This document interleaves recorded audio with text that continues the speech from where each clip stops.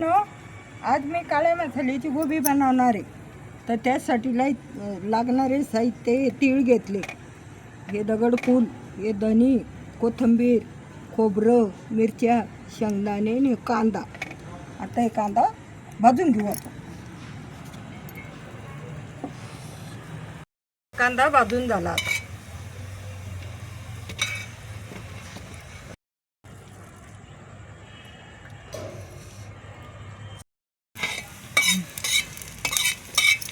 आता आपले धनी भाजून झाले, मिरच्या भाजून झाल्या.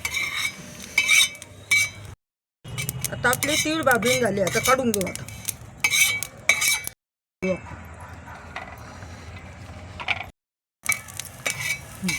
शेंगदाणे आपले भाजून झाले. आता काढून घेऊ.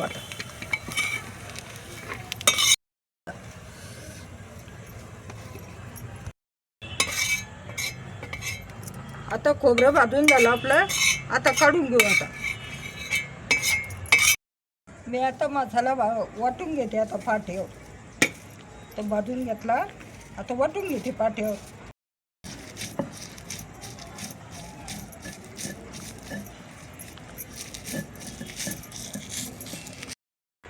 आज तेल टाकून घ्यायचं. आता तेल टाकलं. आता तेल गरम झालं, मोहरी टाकून घेऊ. मोहरी तर तडली. आता हळद टाकून घेऊ आपण त्याच्यात. आता हळद टाकली. आता गोबी टाकून घेऊ. गोबी कलसून घेऊ. आता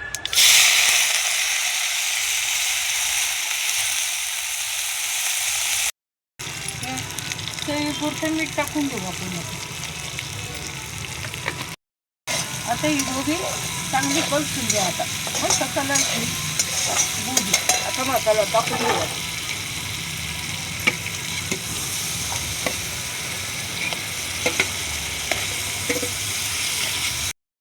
पुरी हो, मसाल्याची गोबी लय भारी लागते. तुम्ही पण करून पहा. या पाट्यावर वाटून केली, मस्त भारी झाली. भाजी छान झाली. तुम्ही पण करा, खाऊन पहा. तुम्हाला जर आईची भाजी आवडली असेल तर तुम्ही लाईक करा, शेअर करा.